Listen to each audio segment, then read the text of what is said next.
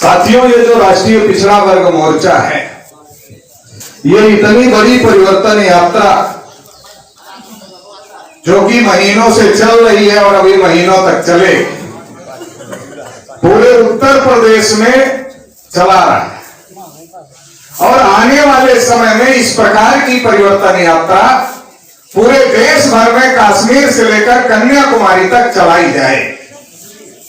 ये इतनी बड़ी परिवर्तन यात्रा पिछड़े वर्ग के लोगों के द्वारा, ओबीसी समाज के लोगों के द्वारा इतनी बड़ी परिवर्तन यात्रा चलाने की क्या जरूरत पड़ी, इस बात को जानने और समझने की बहुत ज्यादा जरूरत है। क्योंकि इस देश से अंग्रेज गए, इसके 74 साल हो गए।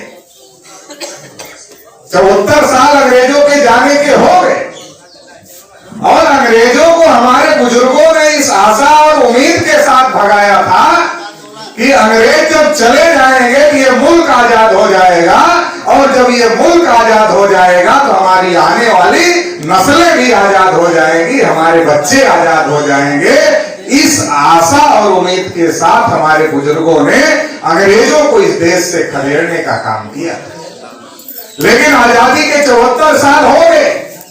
74 साल की आजादी में इस देश में जानवरों की गिनती हुई, कुत्तों की गिनती हुई, हिजड़ों की गिनती हुई, मगर जो हम पिछड़े वर्ग के लोग हैं जिनकी आबादी देश में 52% है, और ये 52% का आंकड़ा गुलाम भारत का आंकड़ा है। जब अंग्रेज भारत में थे तब उन्होंने गिनती किया था, तब हमारी आबादी 52% थी। अगर आज गिनती किया जाए तो 60 से 65% आबादी होगी। लेकिन इस देश में पिछड़ों की गिनती आजादी के 74 साल में नहीं की। अगर गिनती नहीं हुई तो सुख सुविधा कहां से मिलेगी, और सुख सुविधा नहीं मिल रही है तो इसका मतलब हम आजाद नहीं है, पिछड़े वर्ग के लोग इस देश में आजाद नहीं। तो क्या अनुसूचित जाति के लोग इस देश में आजाद हैं? क्या शेड्यूल कास्ट के लोग इस देश में आजाद हैं? अगर आजाद होते तो रामनाथ कोविंद का नाम आप लोगों ने सुना है। रामनाथ कोविंद जी अनुसूचित जाति के हैं, शेड्यूल कास्ट के हैं। राष्ट्रपति उनको बनाया गया, देश के राष्ट्रपति है। राष्ट्रपति देश का सबसे बड़ा पद होता है, भारत के प्रथम नागरिक है।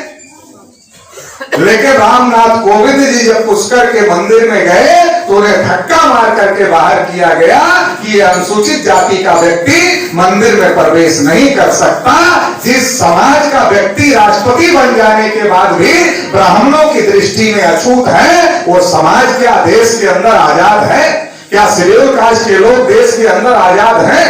आदिवासी इस देश में जंगलों में रहते, आदिवासियों की जल जंगल जमीन पर कब्जा किया जा रहा है अडानी अंबानी के द्वारा, और जब वो उनका विरोध करते हैं तो उन्हें गोली मारा जाता है और अखबार और टीवी में खबर चलाई जाती है कि आज इतने नक्सलवादी लोग मारे आदिवासी जाते हैं अपने जल जंगल जमीन की रक्षा के लिए, लेकिन अखबार और टीवी में खबरें चलती है कि नक्सलाइट लोग मारे गए। तो क्या आदिवासी लोग इस देश में आजाद हैं? इस देश में एक बहुत बड़ी आबादी है माइनॉरिटी की, और माइनॉरिटी में सबसे बड़ी आबादी मुसलमान माइनॉरिटी की है। 15% के लगभग मुसलमान रहते हैं भारत में। लेकिन आप अखबार और चैनलों में खबर सुनते हो, कभी भी चौराहे पर पकड़कर किसी मुसलमान की पिटाई कर दी जाती, मॉब लिंचिंग का शिकार बनाया जाता है। आजकल तो हालत इतने खराब हो गए हैं कि मुसलमान के घर में किस चीज की बिरयानी पक रही है ये मुसलमान नहीं तय करते, ये आरएसएस, बजरंग दल और विश्व हिंदू परिषद के गुंडे तय करते हैं। किसी भी मुसलमान को पकड़कर पीट देते हैं और फिर कहते हैं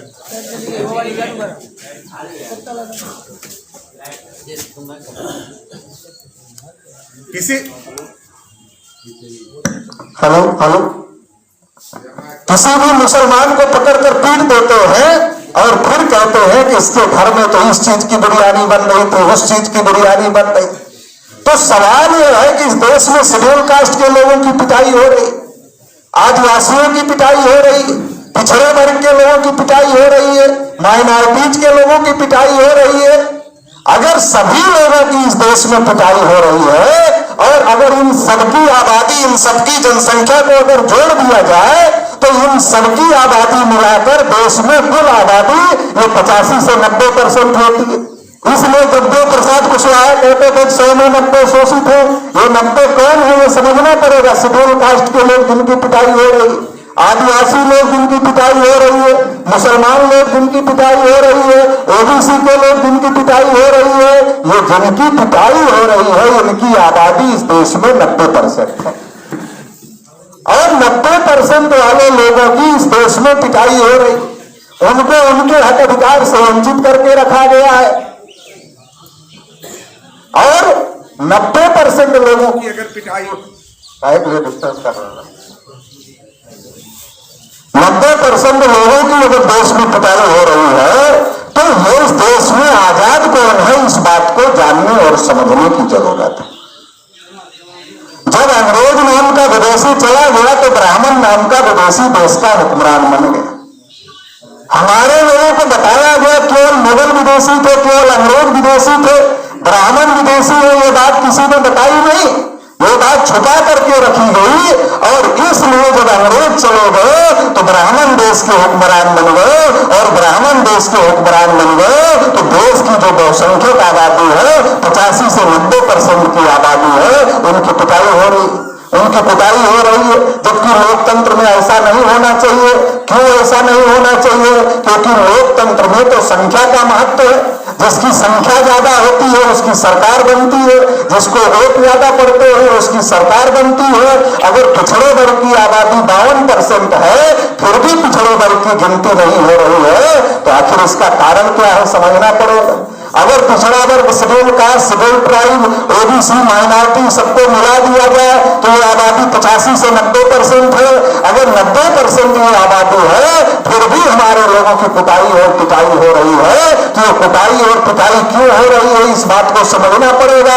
और अगर नहीं समझेंगे तो हमारे बाप दादा कुटाई और पिटाई सहते रहे, हम भी कुटाई और पिटाई सहेंगे और हमारे आने वाले बच्चे भी उनकी कुटाई और पिटाई सहने का काम करेंगे। ये जो पिछड़ा वर्ग मोर्चा की परिवर्तन यात्रा निकाली गई है ये यही बात समझाने के लिए निकाली गई है कि जो हमारी संख्या ज्यादा है, लोकतंत्र में जिसकी संख्या ज्यादा है उसका मुख्यमंत्री बनना चाहिए, उसका प्रधानमंत्री बनना चाहिए, पंच से लेकर प्रधानमंत्री तक उसका बनना चाहिए।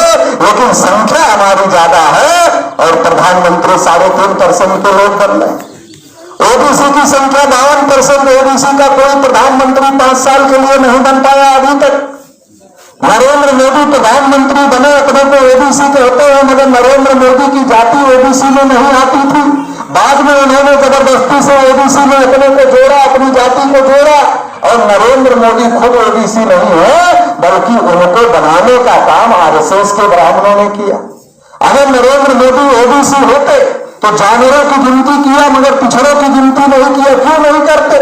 कोई भी व्यक्ति गधे से गधा आदमी भी, मतलब महामूर्ख आदमी भी अपने पैर पर कुल्हाड़ी नहीं मारता। महामूर्ख आदमी को कुल्हाड़ी दो और कहो अपने पैर पर मारे तो महामूर्ख आदमी भी इतना बड़ा मूर्ख नहीं होता कि वो कहेगा वो अपने पैर पर कुल्हाड़ी मारेगा। अगर नरेंद्र मोदी ओबीसी है तो ओबीसी के पैर पर कुल्हाड़ी क्यों मार रहे हैं? इसका मतलब नरेंद्र मोदी अपने को ओबीसी मानते नहीं है, लेकिन वोट लेने के लिए केवल ओबीसी के लोगों को कहते हैं कि हम पिछड़ी जाति के। अगर पिछड़ी जाति के हैं तो ओबीसी की गिनती करके दिखाए। वो कहते हैं हमारा सीना 56 इंच का है। अगर नरेंद्र मोदी का सीना 56 इंच का है तो नरेंद्र मोदी को ओबीसी की गिनती करके दिखाना। मगर नरेंद्र मोदी ने ओबीसी की गिनती नहीं किया। 314 ओबीसी के बच्चे जो आईएएस की परीक्षा पास किए थे उनकी नियुक्ति को रोक दिया। ओबीसी के बच्चों का जो वजीफा आता था उसको बंद कर दिया। बजट में 1 नया पैसा ओबीसी के लोगों को नहीं दिया। तो इसका मतलब नरेंद्र मोदी ओबीसी मन से नहीं है, कागज में ओबीसी का वोट लेने के लिए कागज ओबीसी का बनवा लिया है। जैसे तमाम पांडे जी, दुबे जी, चौबे जी कभी अनुसूचित जाति का सर्टिफिकेट बना के नौकरी ले लेते हैं, कभी पिछड़ी जाति का सर्टिफिकेट बना के नौकरी ले लेते हैं, वैसे नरेंद्र मोदी भी ओबीसी के अंदर घुसकर अपना नाम ओबीसी की लिस्ट में डालकर ओबीसी का वोट लेकर देश का प्रधानमंत्री बन गए। मगर नरेंद्र मोदी को चलाने वाले पीछे जो दिखते नहीं है, क्योंकि नरेंद्र मोदी मुख नहीं है, नरेंद्र मोदी मुखौटा है। अगर मान लो हम मुखौटा लगा दे हमारा चेहरा छुप जाएगा ना, जिसका मुखौटा लगाएगा उसका चेहरा दिखाई देगा। आरएसएस के ब्राह्मणों ने सोचा कि अगर हम ब्राह्मण को प्रधानमंत्री घोषित करेंगे तो ओबीसी के लोग वोट नहीं देंगे, और ओबीसी की संख्या ज्यादा है। अगर ओबीसी के लोग वोट नहीं देंगे, गरीब आदमी वोट नहीं देगा, तो फिर तो ब्राह्मण प्रधानमंत्री बन नहीं सकता है। तो इसलिए ब्राह्मणों ने नरेंद्र मोदी का मुखौटा लगा दिया। नरेंद्र मोदी ने कहा हम पिछड़ी जाति के हैं, नीच जाति के हैं, चाय बेचने वाले हैं। हमारे लोगों ने सोचा हम भी नीच जाति के, नरेंद्र मोदी भी नीच जाति का, हम भी गरीब, नरेंद्र मोदी भी चाय बेचता है तो नरेंद्र मोदी भी गरीब, तो जरूर इस बार अपना आदमी आया है, अगर इसको प्रधानमंत्री बनाएंगे तो अपना कल्याण हो जाए। मगर हमारे लोगों को पता ही नहीं था, ये तो केवल मुखौटा है, असली मुख तो मोहन भागवत का है, आरएसएस का है, ब्राह्मणों का है, ये तो हमारे लोगों को पता नहीं था। कठपुतली की नाच आप लोगों ने देखा होगा, नौजवान लोगों ने नहीं देखा होगा, बुजुर्ग लोगों ने देखा। कठपुतली नाचते हुए दिखती थी मगर नचाने वाला दिखता नहीं था। नरेंद्र मोदी नाचते हुए दिखता है मगर नचाने वाले ब्राह्मण वो दिखते नहीं है। नचा रहे हैं ब्राह्मण और नाच रहा है नरेंद्र मोदी, और इसलिए अपने तौर पर कुल्हाड़ी मारने का काम नरेंद्र मोदी कर रहा है। तो मैं ये कह रहा था कि ओबीसी की संख्या 52% है, लेकिन कोई भी प्रधानमंत्री 5 साल के लिए ओबीसी का आदमी नहीं बन पाया। 52% का मतलब आधे से 2% ज्यादा आबादी है, फिर भी नहीं बन पाया। अनुसूचित जाति की संख्या 15% है, उसका कोई आदमी देश में प्रधानमंत्री नहीं बन पाया। आदिवासी की संख्या 7.5% है, उसका कोई आदमी देश में प्रधानमंत्री नहीं बन पाया। मुसलमान की आबादी 15% है, उसका कोई आदमी देश में प्रधानमंत्री नहीं बन पाया। प्रधानमंत्री कौन बन रहा है? जिसकी आबादी देश में 3.5%, जिसकी औकात गांव में पंच और सरपंच का चुनाव जीतने की नहीं है, वो देश में प्रधानमंत्री बन रहा है। जिसकी औकात गांव में सरपंच और पंच का चुनाव जीतने की नहीं है, वो देश में प्रधानमंत्री बन रहा है। तो ये ऐसे नहीं बन रहा है, इसलिए बन रहा है कि लोग हमारे हैं मगर हमारे लोगों के दिमाग पर ब्राह्मणों ने कब्जा कर लिया। लोग हमारे हैं मगर हमारे लोगों के दिमाग पर ब्राह्मणों ने कब्जा कर लिया। संख्या तो हमारी ज्यादा है, जब मुंडी गिनोगे तो हमारी संख्या 90% है, 85% है। लेकिन जब वोट डालना होता है तो वोट हाथ थोड़े ही डालता है, बटन हाथ की उंगली जरूर दबाती है, लेकिन आर्डर तो दिमाग करता है। दिमाग जिसको आर्डर करेगा बटन तो उसी की दबेगी। शरीर अपने आप काम नहीं करती, दिमाग जैसा कहता है शरीर वैसा चलती। जब दिमाग पर ब्राह्मणों ने कब्जा कर लिया तो बटन तो ब्राह्मणों के फेवर में दबेगी ना, अपने आदमी के फेवर में तो दबेगी नहीं। तो जो पिछड़े वर्ग के लोग हैं, शेड्यूल कास्ट के लोग तो थोड़ा बहुत जागृत हो गए हैं, मगर जो ओबीसी समाज के लोग हैं वो सबसे ज्यादा ब्राह्मणों के गुलाम। जो अपने लोगों को कहते हैं, ओबीसी समाज के लोगों को कहते हैं कि हम लोग, हमारे लोग ब्राह्मणों के गुलाम हैं, तो हमारे ओबीसी समाज के लोग हमको कहते हैं विकास जी हमारे हाथ में हथकड़ी नहीं, हमारे पैर में बेड़ी नहीं है, और फिर भी आप कह रहे हो कि हम गुलाम हैं। तो हमने उनको कहा कि हाथ में हथकड़ी और पैर में बेड़ी उसके लगाने की जरूरत है जो दिमाग से आजाद हो। अरे गुलाम बना के रखने के लिए जो दिमाग से आजाद आदमी है भागेगा। आपको गांव का उदाहरण देता हूं, मैं गांव का रहने वाला हूं, आप भी गांव के रहने वाले। जब हम लोग, जो छुट्टा जानवर एक होता है और एक बधा हुआ बधुआ जानवर होता है, तो जो गाय भैंस हम लोग पालते हैं उसको मान लो छोड़ दो, उसकी रस्सी खोल दो, कितनी दूर जाएगा? ज्यादा से ज्यादा अगल बगल खाएगा, और खाने के बाद शाम तक वापस आकर खूंटे पर अपने आप ही खड़ा हो जाए। ये है बधुआ जानवर। और ये जो योगी जी के साथ घूम रहे हैं, उनको पकड़कर बांध कर देखो, एक दिन या तो रस्सी तोड़कर भाग जाएगा या तो खूंटा उखाड़ कर भाग जाएगा। क्यों? ताकत तो दोनों में है। ताकत जो आप गाय भैंस बांध के रखे हो उसमें भी है, और ताकत जो छुट्टा जानवर है उसमें भी है, लेकिन छुट्टा जानवर मानसिक रूप से आजाद है, इसलिए उसे आपकी गुलामी पसंद नहीं है। या तो रस्सी तोड़कर भाग जाएगा या तो खूंटा उखाड़ कर भाग जाएगा। लेकिन जो आपका बधुआ जानवर है वो आप रस्सी खोलकर उसको आजाद भी कर दोगे तो आजाद नहीं होगा, वापस आकर आपके खूंटे पर खड़ा हो जाएगा। तो इसी प्रकार से हमारे पिछड़े वर्ग के लोग, ब्राह्मणों ने उन्हें रस्सी से नहीं बांधा है, ब्राह्मणों ने उनके हाथ में हथकड़ी नहीं लगाई है, ब्राह्मणों ने उनके हाथ में बेड़ी नहीं लगाई है, लेकिन ये मानसिक रूप से गुलाम हो गए हैं।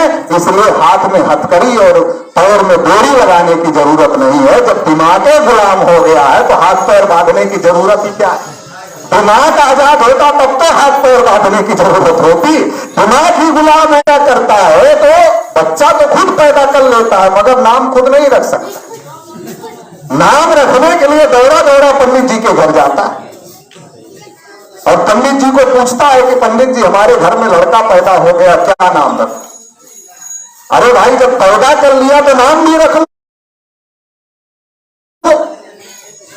पैदा करना ना बड़ा काम है, नाम रखना बड़ा काम थोड़े। लेकिन हमारे लोग नाम रखने को भी बड़ा काम मानते और नाम रखवाने के लिए पंडित जी के पास जाते। और जब नाम रखवाने के लिए पंडित जी के पास जाते हैं तो पंडित जी पूछते हैं कौन से दिन पैदा? कहते बुद्ध को पैदा। बुद्ध को पैदा हुआ तो बुद्धू नाम रखना। अब बुद्धू नाम जब उसका हो गया तो चौराहे पर कोई पंडित पूछेगा क्या नाम है तुम्हारा? बोलेगा बुद्धू नाम है हमारा। तो जब बताएगा बुद्धू नाम है हमारा तो उसकी जो 56 इंच का जो उसका सीना होगा वो सिकुड़कर 13 इंच का हो जाएगा। नाम बताते बताते 13 इंच का हो जाएगा। तो ये मनोबल से जुड़ा हुआ मामला है। मन के हारे हार है और मन के जीते जीत है। ब्राह्मण हमारे लोगों का नाम निरहो गुरहो कटवारू फेंकू बहाओ बुद्धू क्यों रखता है? क्यों रखता है? इसलिए रखता है कि इसका मनोबल गिरा रहे। अगर इसका मनोबल बढ़ गया तो ये हमसे लड़ाई लड़ सकता है, इसलिए इसका मनोबल गिरा करके रखना है। तो बच्चा हमारे लोग पैदा करते हैं और नाम पंडित जी से रखवाने के लिए जाते। मुफ्त में नाम नहीं रखता है, पैसा भी लेता है और नाम भी खराब रखता है। अरे नाम भी खराब रख रहा है, पैसा भी ले रहा है, तो क्यों जाते हैं उसके पास? लेकिन इसलिए जाते हैं क्योंकि दिमाग पर उसका कब्जा है। पता नहीं बच्चा बचेगा कि नहीं बचेगा, खुद नाम ले में डर है ना, पता नहीं क्या होगा, बेटा पैदा हुआ तो पंडित जी के पास जाना। बच्चे को पढ़ाते हैं लिखाते हैं, डॉक्टर बना दिया, मास्टर बना दिया, वकील बना दिया, इंजीनियर बना दिया। अब बन गया। अब जिस लड़की से शादी हुई वो भी मास्टर है, डॉक्टर है, वकील है, इंजीनियर है। अब दोनों पढ़े लिखे हैं लेकिन दोनों पढ़े लिखे हैं लेकिन दोनों पढ़े लिखे होने के बावजूद भी पिछड़े वर्ग का कोई भी आदमी शादी नहीं करवा सकता है। शादी कौन कराएगा? होगा पंडित आएगा वो कराएगा, अनपढ़ ब्राह्मण कराएगा, कोई भी पढ़ा लिखा आदमी करा नहीं सकता। पिछड़े वर्ग के लोगों की मानसिक गुलामी का सबूत दे रहा हूं। अरे बच्चे को पढ़ाया आपने, पढ़ा लिखा करके इस लायक बनाया आपने, और अब शादी कराना हो तो अनपढ़ ब्राह्मण को बुला। बड़ी मेहनत से हमारे लोग घर बनाते। बहुत लोग नौकरी करते करते रिटायर हो जाते तब पक्का घर बना पाते हैं जब पैसा मिलता है रिटायर होने के बाद। और बहुत लोग लोन लेकर घर बनवाते हैं और बहुत लोग घर बना ही नहीं पाते, उनकी जिंदगी बीत जाती है तो बड़ी मुश्किल से घर बनता है। और जब घर बन के तैयार होता है तो उसमें अपने माँ बाप को भी घुसने नहीं देते। पहले ब्राह्मण को घुसाते हैं, बाद में किसी की एंट्री देते। अरे भाई तुम्हारा घर बनने में ब्राह्मण का क्या योगदान है? तुम्हारा घर बनने में ब्राह्मण का क्या योगदान है? अरे माँ बाप ने पैदा किया, पढ़ाया लिखाया, खुद नहीं खाए हमको खिलाए, खुद मेहनत किए, मजदूरी किए, हमारी फीस जमा किए, तब ना हम पढ़े लिखे। और बाबा साहब अम्बेडकर ने जो संविधान बनाया उसकी वजह से मौका मिला, आरक्षण मिला, तब ना नौकरी में गए। नहीं तो माँ बाप पढ़ाते नहीं तो नौकरी नहीं मिलती, पढ़ा ही नहीं पाते अगर संविधान नहीं लिखा होता बाबा साहब अम्बेडकर ने। तो बाबा साहब अम्बेडकर का संविधान और हमारे माँ बाप का त्याग और परिश्रम और हमारी मेहनत तब जाकर के हम नौकरी करने वाले बने। इतना सब कुछ हमारे माँ बाप ने, हमने और बाबा साहब के संविधान की वजह से हुआ। लेकिन जब हम गिरी प्रवेश करते हैं तो पंडित जी को बुलाते हैं और पंडित जी मुफ्त में कुछ करते नहीं, वहां भी पैसा लेते। ज्योतिबा फूले एक जगह लिखते हैं, ज्योतिबा फूले बहुत विद्वान आदमी थे पिछड़े वर्ग, लेकिन पिछड़े वर्ग के लोग ज्योतिबा फूले को जानते नहीं।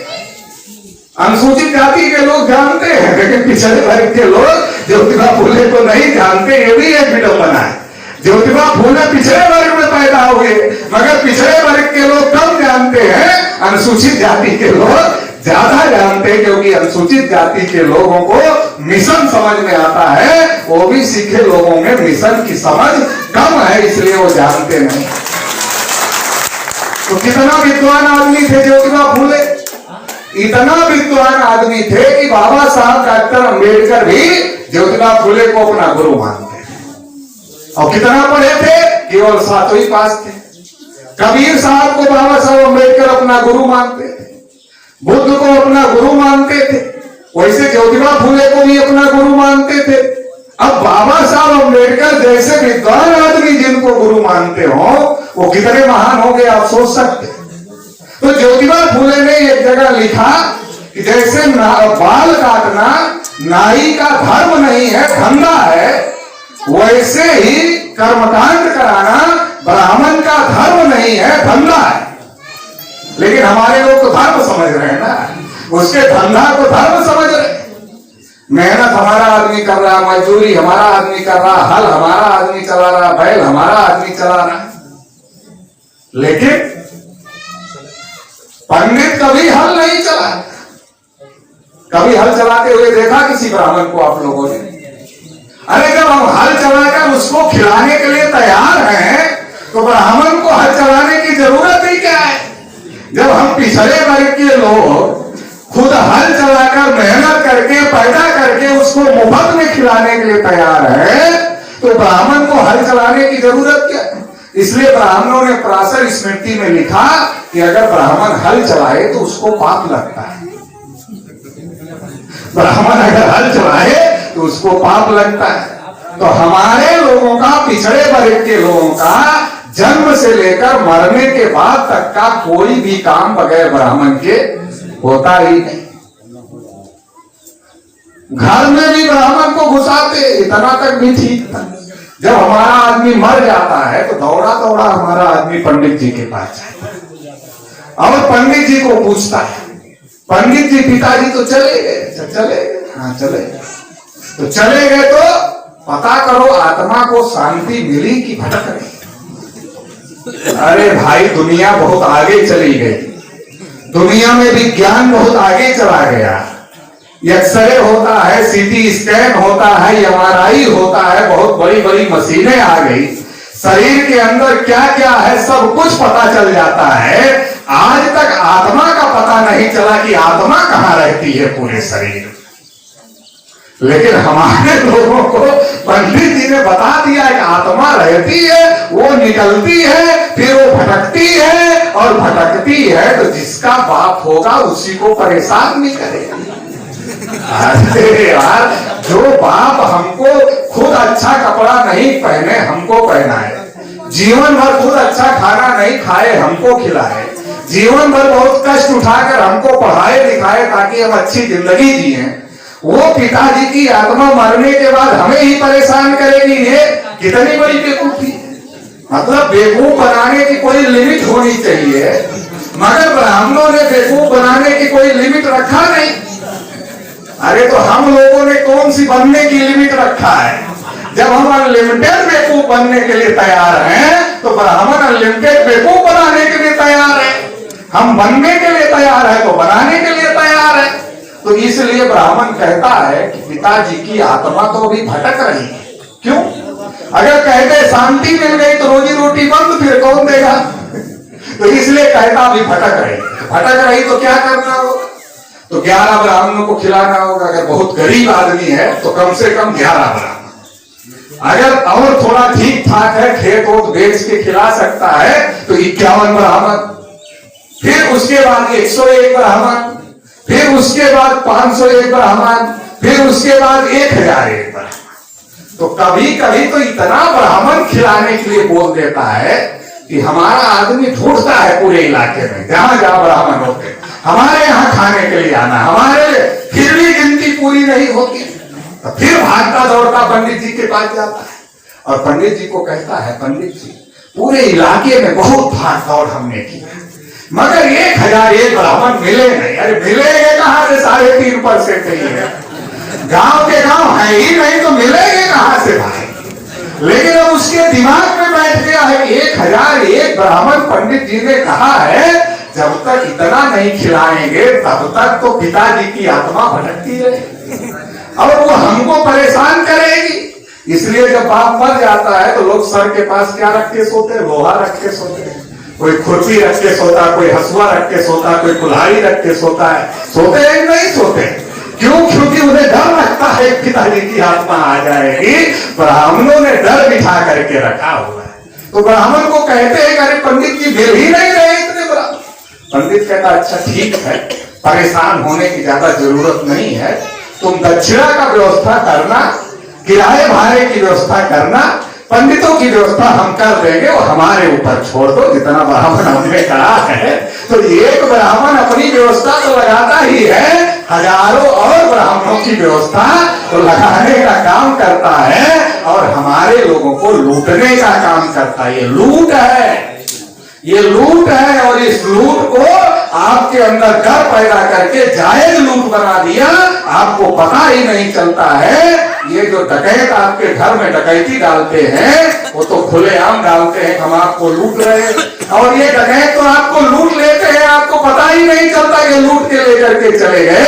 ये लुटेरे लोग हैं, पैदा हम करते हैं, कमाने वाले हम हैं, हम तो कमेरा है, कमाने वाले हैं, कमेरा है, पैदा करते हैं, और ये लूटने वाले हैं, ये लुटेरा लोग हैं। लेकिन लुटेरा लोगों के चक्कर में ये कमेरा समाज के लोग पड़े हुए हैं। इसकी वजह से हमारे लोगों का सत्यानाश हो रहा है और सबसे ज्यादा पिछड़े वर्ग के लोगों का सत्यानाश हो रहा है। शेड्यूल कास्ट की जितनी संख्या थी, जब संविधान लागू हुआ तो उनको उतना आरक्षण मिल गया। आदिवासी की जितनी संख्या थी उतना आरक्षण मिल गया, मगर ओबीसी को आज तक मिला संख्या के अनुपात में आरक्षण? अरे मिलेगा कैसे? जिसने पंडित जी से लड़ा उसको मिल गया, और जो पंडित जी का पिछड़कू बना रहेगा उसको कहां से मिलेगा? अरे भाई हमारी जगह जमीन पर जो कब्जा किया हुआ है, हमारे हिस्से की नौकरियों पर जो कब्जा किया हुआ है, हम उसको अपना गुरु मान रहे हैं। हम उसको अपने घर में शादी विवाह कराने के लिए बुला रहे हैं, गिरी प्रवेश के लिए बुला रहे हैं, कथा वार्ता के लिए बुला रहे हैं, बच्चे का नाम करने के लिए बुला रहे हैं। तो ऐसी कोई सलाह देगा जिससे कि उसका कब्जा हट जाए और तुम अपना हिस्सा ले लो? जब तुम्हारे हिस्से पर जो काबिज है वो ऐसा कोई सलाह देगा कि तुम उससे अपना हिस्सा ले लो? ऐसी कोई सलाह तो देने वाला है नहीं। जब ऐसी कोई सलाह देने वाला नहीं है तो जो दुश्मन है उसको आप दोस्त समझ रहे हैं। दुश्मन को दोस्त समझने से खतरा बहुत बढ़ जाता है, क्योंकि दुश्मन करीब आ जाता है। जब करीब आ जाता है तो आपकी एक एक बात जान जाता है, एक एक अच्छाई बुराई जान जाता है, तो फिर तो उसको दुश्मनी और अच्छे तरीके से वो कर लेता है। दुश्मन करीब आता है तो खतरा बढ़ जाता है। पिछड़े वर्ग के लोगों से जो पिछड़े वर्ग का दुश्मन है वो बहुत ज्यादा करीब है। इसलिए पिछड़े वर्ग के लोगों का आजादी से 74 साल में हक अधिकार नहीं मिला। ज्योतिबा फूले कहते थे तुम्हारे दो दुश्मन हैं, एक सेठ जी, एक भट्ट जी। भट्ट जी की कहानी हमने बताया आपको। और सेठ जी क्या करते? डंडी मारते रहते। किसान का अनाज लेना होगा तो ज्यादा ले लेंगे, अपना देना होगा तो डंडी मार के कम देंगे। तो ज्योतिबा फूले ने कहा तुमको दो लूट रहे हैं, एक तो भट्ट जी मतलब पंडित जी ब्राह्मण, और दूसरा सेठ जी मतलब बड़े वाले बनिया। कोई जायसवाल होगा, कोई गुप्ता होगा, तेली होगा, ये बनिया नहीं है, ये तो खुद ही शूद्र है। इनके बारे में पंडितों ने लिखा, क्या लिखा कि सुबह सुबह अगर इनका मुंह देख लो तेली का तो दिन भ्रष्ट हो जाता। ये वैश्य नहीं है। टाटा बिरला, अंबानी, अडानी वाले जो वैश्य हैं वो लूट रहे हैं, तब भी लूट रहे थे और आज भी लूट रहे हैं। आज तो पूरे देश पर ही कब्जा करने की तैयारी में। तो पिछड़े वर्ग के लोगों को ब्राह्मण जानता है कि इसके हक अधिकार पर हमने कब्जा किया हुआ। अगर ये हमारे चंगुल से बाहर निकला, जोंक जानते हो आप लोग, जोंक जो भैंस को लगती है, जानते हो? हम लोग जब छोटे छोटे थे तो भैंस तालाब में जाती थी, तो तालाब से जब भैंस बाहर निकलती थी उसको जोंक लग जाता था, इतना बड़ा कीड़ा होता है। तो वो जोंक भैंस का खून चूस चूस के लाल हो जाता। तो बहुत मेहनत से हम लोग उसको नोचते थे तब वो छोड़ता था जोंक भैंस को। तो जैसे जोंक जल्दी से भैंस को नहीं छोड़ता, वैसे ब्राह्मण जल्दी से ओबीसी को नहीं छोड़ता, क्योंकि जैसे जोंक भैंस का खून पीता है, वैसे ब्राह्मण ओबीसी का खून पी पी के लाल हुआ है। आप देखो ना, चेहरा देखो, ओबीसी के लोगों का चेहरा देखो कि गाल और दांत सट जाता है, एकदम से पिचका पिचका गाल रहेगा। और ब्राह्मण का चेहरा देखो तो लाल गाजर टमाटर जैसा रहेगा। क्यों? क्योंकि खून चूस चूस के लाल हो गया है। तो वो जो जैसे जोंक लाल हो जाती है, वैसे ओबीसी का खून चूस के ब्राह्मण लाल हो गया है। तो इसलिए वो छोड़ता नहीं, लेकिन उससे छुड़ाना पड़ेगा। तो हम लोग खींच के छुड़वाते थे और फिर क्या करते थे? फिर नमक डालते थे उसके ऊपर। नमक क्यों डालते थे?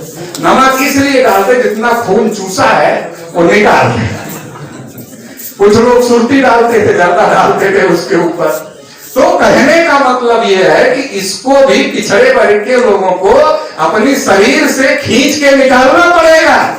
जितना चिपका हुआ है मजबूती से, उतना मजबूती से खींच के इसको निकालना पड़ेगा। केवल निकालने से काम नहीं चलेगा, मोटा ज्यादा हो गया है खून पी के, नमक भी डालना पड़ेगा। वो नमक क्या है? वो नमक क्या है? तो वो फूले साहू अम्बेडकर पेरियार की विचारधारा है। उसका जितना छिड़काव करोगे, जितना खून पिया है वो सब उगल दे। तो ये पिछड़े वर्ग के लोगों से नोच कर छुड़ाने के लिए ब्राह्मणों को ये परिवर्तन यात्रा चलाई जा रही है, ताकि पिछड़े वर्ग के लोगों को ये बात समझाया जा सके, ये बात बताया जा सके। क्योंकि पिछड़े वर्ग की आबादी ज्यादा है। अगर शेड्यूल कास्ट 100% समझ ले और पिछड़े वर्ग के लोग नहीं समझेंगे, तो पिछड़े वर्ग के लोग ब्राह्मणों के साथ खड़े रहेंगे। तो अपना तो सत्यानाश कराएंगे, शेड्यूल कास्ट का भी सत्यानाश कराएंगे, माइनॉरिटी का भी सत्यानाश कराएंगे, सबका सत्यानाश कराएंगे। तो इसलिए पिछड़े वर्ग के लोगों को उस जोंक से अलग करना जरूरी है। तो अलग करने के लिए ये परिवर्तन यात्रा चल रही।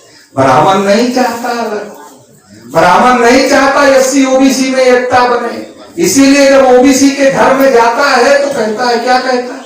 मान लो किसी ओबीसी को सुन लिया कि जय भीम बोल रहा है, तो उस ओबीसी को कहता चमार हो गए क्या? जब ओबीसी सुनता है यार जय भीम बोल रहे, चमार हो जाते, दूसरे दिन से बोलना ही बंद कर देता, बोलता यार डिमोशन हो गया। सब प्रमोशन के लिए लड़ते हैं, यार जय भीम बोल रहे, डिमोशन हो गया। पाल थे, वो कुर्मी थे, मौर्य थे, कुशवाहा थे, प्रजापति थे, चमार हो गए, नीचे चले गए यार, ये तो ज्यादा डिमोशन हो गया, दूसरे दिन से बोलना बंद कर देता। ब्राह्मण कहता है डॉक्टर अम्बेडकर तो चमार होके रहता, तुम्हारे तो कुछ है नहीं। अब ओबीसी को ये बताने वाला कोई नहीं है कि अगर आर्टिकल 340 बाबा साहब अम्बेडकर ने संविधान में नहीं लिखी होती तो कालेलकर कमीशन नहीं आता, कालेलकर कमीशन नहीं आता तो मंडल कमीशन नहीं आता, मंडल कमीशन नहीं आता तो 27% आरक्षण नहीं मिलता। ये जो 27% भी मिला, ये तो बाबा साहब अम्बेडकर की वजह से मिला। ये बात ओबीसी को कोई बताने वाला नहीं है, क्योंकि शेड्यूल कास्ट के बताने से वो सुनता कम है और ओबीसी में बताने वाले लोग कम है। तो इसलिए बड़ा संकट पैदा हो गया। और जिन ब्राह्मणों के साथ उठना बैठना है वो तो और ज्यादा भड़काते रहते। ये तो चमारों के नेता थे, क्योंकि ओबीसी एससी के लोग नहीं जानते, मगर ब्राह्मण जानते हैं कि बाबा साहब अम्बेडकर ने लखनऊ के सम्मेलन में ये बात कही थी कि जिस दिन शेड्यूल कास्ट और ओबीसी के लोग एक साथ आ गए, उस दिन गोविंद वल्लभ पंत जो उस समय के मुख्यमंत्री थे, ब्राह्मण थे, बाबा साहब अम्बेडकर ने कहा कि ये मुख्यमंत्री गोविंद वल्लभ पंत जैसे ब्राह्मण आपके जूते का फीता खोलने में भी गर्व महसूस करेंगे। यह बात बाबा साहब अम्बेडकर कहते हैं। तो ब्राह्मणों को तो याद है कि अगर ओबीसी एससी इकट्ठा हुआ तो हम तो जूता खोलने लायक ही बचेंगे, इससे ज्यादा हमारा कोई दाम होगा नहीं। 3.5%। उत्तर प्रदेश में जब मुलायम सिंह काशीराम जी इकट्ठा हुए, केसरीनाथ त्रिपाठी को विधानसभा में पीटा था सपा बसपा के लोगों ने कि नहीं पीटा? तो वो दिन ब्राह्मण भूल गए हैं क्या?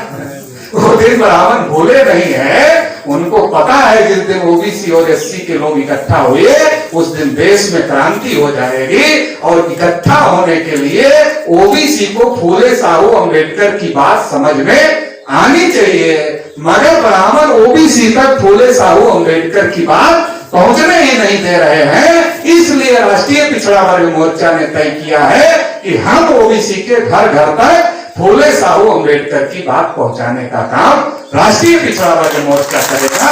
इसके लिए परिवर्तन यात्रा पूरे प्रदेश में और पूरे देश भर में फिर चलाई जाएगी। ये कार्यक्रम है राष्ट्रीय पिछड़ा वर्ग मोर्चा। क्योंकि ब्राह्मण तो हमेशा कहता रहा जब ओबीसी को आरक्षण नहीं मिला तो क्या कहता, अरे शेड्यूल कास्ट के लोगों ने तुम्हारी नौकरियों पर कब्जा कर लिया, शेड्यूल कास्ट को आरक्षण मिला।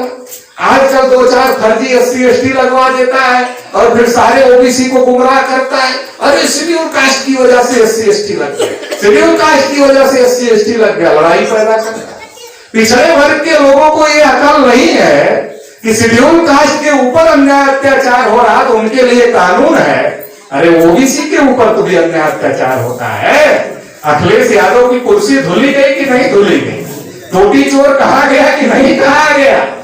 अभी आपके राज में लोधी जाति की जो लड़की थी दीपा लोधी को आत्महत्या करने के लिए मजबूर होना पड़ा ब्राह्मणों के उत्पीड़न से कि नहीं होना पड़ा? बलिया में एक पाल को एसडीएम और कोतवाल के सामने गोली मार दिया गया। पटेल की हत्या वहां हो गई प्रतापगढ़ में, कुशवाहा की हत्या हो गई कौशाम्बी में जो डिप्टी सीएम केशव मौर्य का क्षेत्र है। ऐसे पता नहीं कितनी घटनाएं पूरे प्रदेश में हो रही है। इसका मतलब ओबीसी के ऊपर भी अन्याय अत्याचार हो। अरे तुम एससी एसटी का विरोध क्यों करते हो? तुम अपने लिए भी मांगो कि हमारे लिए भी एक्ट बने, हमारे ऊपर भी ब्राह्मण और ऊंची जाति के लोग अन्याय अत्याचार करते हैं, इसलिए अगर हमारे ऊपर अन्याय अत्याचार करे कोई तो उसके ऊपर भी ओबीसी एक्ट लगे। मगर हमारे लोग मानते नहीं है क्योंकि ब्राह्मणों के कहने पर विरोध करते हैं। ऐसे पहले कहते तुम्हारा कोटा तो शेड्यूल कास्ट के लोग खा ले रहे, आजकल क्या कहते? तो ब्राह्मण हमेशा सोचता है ओबीसी अगर दिमाग खाली होगा तो किससे लड़ेगा? ब्राह्मण से लड़ेगा, क्योंकि उसके हक अधिकार पर कब्जा ब्राह्मणों ने किया हुआ है। इसलिए इसका दिमाग खाली ना होने दो। इसको कभी अनुसूचित जाति से लड़ाओ तो कभी मुसलमान से लड़ा दो। जैसे जब 16 नवंबर 1992 को मंडल कमीशन लागू हुआ तो 52% ओबीसी को केवल 27% आरक्षण मिला और 27% में क्रीमी लेयर लगा दिया। क्रीमी लेयर का मतलब है कि जिसके पास दांत है उसको चना नहीं मिलेगा और जिसके पास दांत नहीं है उसको चना दिखाया जाएगा क्योंकि वो चना खा नहीं सकता। तो जो ओबीसी अपने बच्चे को पढ़ा सकता है उसको रिजर्वेशन नहीं मिलेगा। जो ओबीसी अपने बच्चे को नहीं पढ़ा सकता वो रिजर्वेशन के दायरे में है लेकिन पढ़ा ही नहीं पाएगा तो कहां से लेगा? तो रिजर्वेशन ऊपर से खत्म हो गया, नीचे से खत्म हो गया। ये षड्यंत्र अगर ओबीसी को समझ में आता तो दिल्ली की संसद घेर लेते और कहते कि संसद से ना कोई अंदर जाएगा ना बाहर आएगा। कब तक? जब तक हमको हमारा आरक्षण पूरा का पूरा 52 को 52 नहीं मिल जाएगा। लेकिन ब्राह्मणों ने सोचा अगर ऐसा हो गया तो बहुत बड़ा खतरा पैदा हो जाएगा।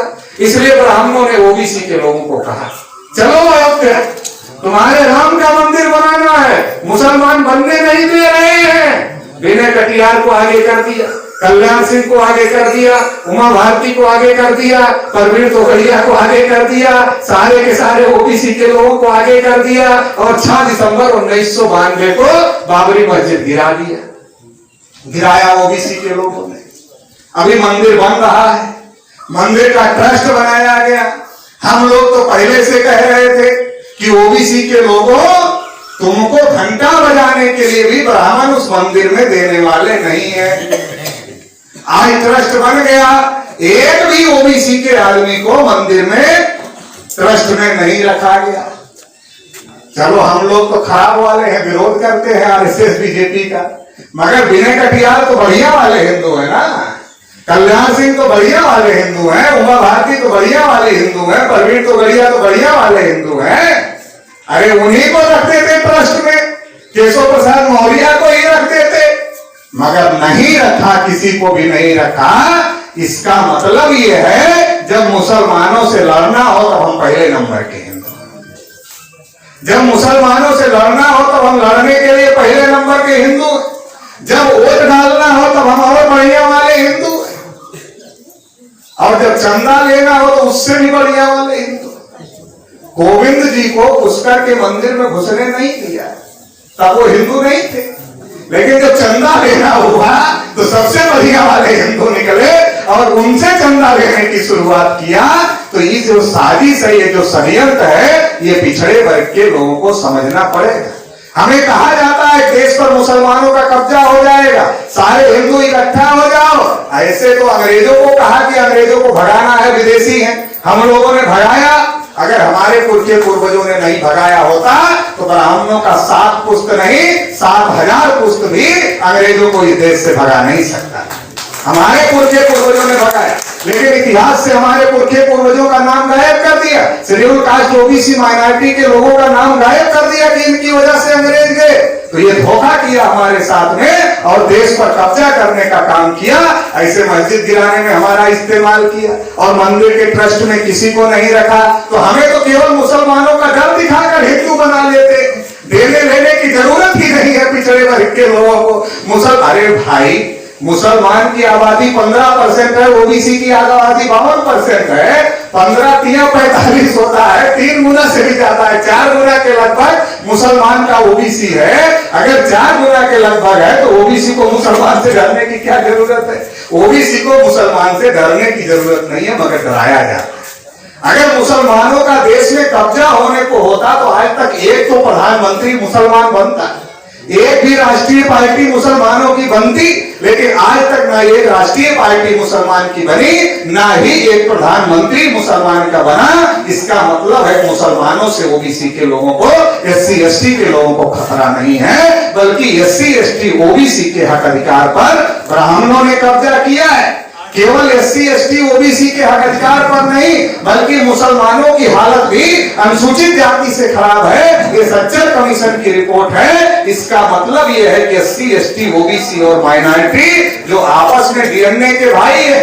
अभी तक ब्राह्मण हमारे लोगों को कहते थे मुसलमान विदेशी है, अभी मोहन भागवत की टोन बदल गई। कल परसों उसका बयान आया, बोला नहीं सबका डीएनए एक। अरे सबका डीएनए एक कैसे? ब्राह्मण का डीएनए तो एक नहीं है। ब्राह्मण को छोड़कर देश में जितने लोग रहते हैं उनका डीएनए एक है, वो इस देश के मूल निवासी हैं। लेकिन ब्राह्मण तो यूरेशियन है, विदेशी है, खुद छुपने के लिए बोल रहा है। जब मुसलमानों को विदेशी घोषित कर रहा तब तो बड़ा मजा आ रहा था, और जब हम लोगों ने अभियान चलाया कि ब्राह्मण विदेशी है तो अब बर्दाश्त नहीं हो रहा है, तो अब कह रहा है कि सबका डीएनए एक है। सबका डीएनए एक नहीं है, ब्राह्मण को छोड़कर सबका डीएनए एक है। ब्राह्मण विदेशी है, बाकी सब इस देश के मूल निवासी हैं। एससी एसटी ओबीसी माइनॉरिटी आपस में भाई भाई हैं, मगर ये ब्राह्मण भाई को भाई से लड़ा है। कभी शेड्यूल कास्ट को ओबीसी से लड़ाते हैं, कभी ओबीसी को शेड्यूल कास्ट से लड़ाते हैं, कभी आदिवासी को शेड्यूल कास्ट से लड़ाते हैं, कभी आदिवासी को मुसलमान से लड़ाते हैं। ये सबको आपस में लड़ाकर इस देश की सत्ता और व्यवस्था पर कब्जा किए हुए। जब कांग्रेस भगाओ मामला चलता है तो बीजेपी लाओ मामला शुरू हो जाता है, और जब बीजेपी भगाओ मामला चलता है तो कांग्रेस लाओ मामला शुरू हो जाता है। कांग्रेस भी ब्राह्मणों की, बीजेपी भी ब्राह्मणों की। एक ब्राह्मण जाता है, दूसरा ब्राह्मण आता है, दूसरा ब्राह्मण जाता है तो पहला ब्राह्मण आता है, और दोनों ब्राह्मणों में समझौता है। क्या समझौता है? एक ब्राह्मण अगर मान लो कांग्रेस की सरकार हम उसको भगाना चाहते हैं तो कांग्रेस बीजेपी वालों के कान में कह के जाती है कि देखो हम ईमानदारी से इनको 10 जूता मार रहे थे, लेकिन ये बहुत चिल्ला रहे हैं और ये हमको भगाना चाहते हैं और तुमको लाना चाहते हैं, इसलिए तुम आना तो ये काम करना। क्या काम करना? 10 जूते का 8 जूता मत करना, 10 का 5 बढ़ा देना, 15 कर देना। तो 14 में जितनी महंगाई थी उससे बढ़ गई कि घट गई? 14 में कांग्रेस जितना प्राइवेटाइजेशन कर रही थी उससे कम हो गया कि ज्यादा हो गया? जितनी बेरोजगारी थी कम हो गई कि ज्यादा हो गई? जितना अन्याय अत्याचार हो रहा था कम हो गया कि ज्यादा हो गया? हर चीज बढ़ गई। 5 जूता बीजेपी ने बढ़ा दिया। अब बढ़ा दिया, अब हम लोग फिर चिल्ला रहे हैं। तो बीजेपी वालों ने कांग्रेस वालों के कान में कह दिया, देखो तुम्हारे कहने के मुताबिक हमने 10 का 15 कर दिया है, मगर अब ये हो सकता है ये लोग हमको भगा दे और तुमको ले आए, तो तुम भी 15 का 12 मत करना, बल्कि 5 बढ़ा देना, 15 का 20 कर देना। तो ये तो दोनों बारी बारी से 10 का 20 कर रहे हैं और हमारे लोग दोनों में इसको उसको बदलने के चक्कर में फंसे हुए हैं। तो दिल्ली की संसद पर ब्राह्मणों का कब्जा है, कांग्रेस और बीजेपी का कब्जा है, मतलब ब्राह्मणों का कब्जा है। संख्या हमारी है लेकिन कब्जा ब्राह्मणों का है। लोकतंत्र में जिसकी संख्या है उसका कब्जा होना चाहिए। 90% आबादी वालों का कब्जा नहीं है, 3.5% आबादी वालों का कब्जा है। नौकरियों में क्लास 1 क्लास 2 की नौकरियों में 80% कब्जा ब्राह्मण और ऊंची जातियों का। अभी आपके बांदा कृषि यूनिवर्सिटी में जो नियुक्ति हुई 15 में से 11 ठाकुरों की नियुक्ति हुई, 15 में से 11 भरे गए। ऐसे ही होता है, इसलिए 80% कब्जा है नौकरियों में। हाई कोर्ट और सुप्रीम कोर्ट में मोमबत्ती या टार्च लेकर के जाओ और ढूंढो कितने चमार जज हैं, कितने यादव जज हैं, कितने पटेल जज हैं, कितने कुशवाहा जज हैं, कितने पाल जज हैं, कितने प्रजापति जज हैं, ढूंढो कितने मुसलमान जज हैं, ढूंढो टार्च लेकर। ढूंढने से नहीं मिलते हैं तो उस पर भी उनका कब्जा है। और जो अखबार टीवी चैनल है, टीवी आप लोग देखते हो ना, टीवी पर बोलने वाला भी ब्राह्मण। और जितने कांग्रेस बीजेपी कम्युनिस्ट और दूसरी पार्टियों से जितने बोलने आते हैं वो भी कौन होते हैं? एक पार्टी का प्रवक्ता दुबे जी, दूसरी पार्टी का प्रवक्ता चौबे जी, तीसरे पार्टी का प्रवक्ता पांडे जी, पांचवी पार्टी का प्रवक्ता त्रिपाठी जी, सब वही के वही होते हैं। अखबार टीवी चैनल पर भी उनका कब्जा है। तो हर जगह ब्राह्मणों ने इस देश पर कब्जा किया हुआ है। अंग्रेज नाम का विदेशी गया लेकिन ब्राह्मण नाम के विदेशी ने इस देश पर कब्जा कर लिया है। और इस देश के जो असल मूल निवासी लोग हैं, SC ST OBC माइनॉरिटी के लोग, उन लोगों को गुलाम बनाकर रखा। इसलिए पिछड़ा वर्ग मोर्चा ने पिछड़े वर्ग को समझाने के लिए, संगठित करने के लिए यात्रा निकाली है। अरे भाई, तुम्हारा हक अधिकार पर मुसलमानों ने कब्जा नहीं किया, तुम्हारे हक अधिकार पर शेड्यूल कास्ट शेड्यूल ट्राइब ने कब्जा नहीं किया, बल्कि तुम्हारे हक अधिकार पर ब्राह्मणों ने कब्जा किया। जब तुम्हारे हक अधिकार पर ब्राह्मणों ने कब्जा किया है और शेड्यूल कास्ट का कोटा पूरा नहीं हुआ, शेड्यूल ट्राइब का कोटा पूरा नहीं हुआ, मुसलमान को देश में कुछ नहीं मिला, तो ये जितने अधिकार वंचित लोग हैं, अगर ये इकट्ठा हो जाएं और इकट्ठा होकर के लड़ाई लड़े तो इस देश में इंसाफ कायम किया जा सकता है। ये जो यात्रा है ये इंसाफ कायम करने के लिए चलाई जा रही है, न्याय स्थापित करने के लिए चलाई जा रही है। और इंसाफ क्या है? जिसकी जितनी संख्या भारी उसकी उतनी हिस्सेदारी, ये इंसाफ है, ये न्याय है। हम किसी के अधिकार पर कब्जा करना नहीं चाहते, लेकिन हम ये भी नहीं चाहते कि हमारे हक अधिकार पर कोई कब्जा करे। इसको भी अब हम लोग बर्दाश्त करने वाले नहीं हैं। इसलिए इस देश में अब ये लड़ाई होगी, इस देश में अब ये लड़ाई होकर रहेगी। जिसकी जितनी संख्या उसका उतना हिस्सा। ब्राह्मण 3.5% है, 3.5 मिलेगा। मगर देश हमारा है तो देश चलाने के लिए नहीं देंगे, देश को हम ही चलाएंगे। तुम आ गए हो इंसानियत के नाते, इंसान होने के नाते, तुम्हारी भी हकमारी नहीं करेंगे। तुम 3.5 हो, 3.25 नहीं करेंगे, 3.5 का पूरा 3.5 देंगे। लेकिन जिसकी जितनी संख्या है सबको बराबर करेंगे, क्योंकि न्याय ब्राह्मण नहीं कर सकते, न्याय तो हमारे पुरखों ने किया। बाबा साहब अम्बेडकर ने संविधान लिखा तो ब्राह्मणों को भी अधिकार दिया और हम लोगों को भी अधिकार दिया। तो न्याय तो हमारे पुरखों ने किया है, तो न्याय हमारे खून में है, तो हम तो न्याय ही करेंगे, लेकिन अब अन्याय बर्दाश्त नहीं करेंगे। ये राष्ट्रीय पिछड़ा वर्ग मोर्चा ने ठाना है, इसलिए यात्रा चलाई जा रही है। ये लड़ाई है, इस लड़ाई को हम लोग लड़ रहे हैं। आप लोग इस लड़ाई में साथ सहयोग देंगे, ऐसी आशा उम्मीद के साथ आपने हमारी बातों को ध्यानपूर्वक सुना और इस यात्रा का स्वागत और समर्थन किया। इसके लिए बहुत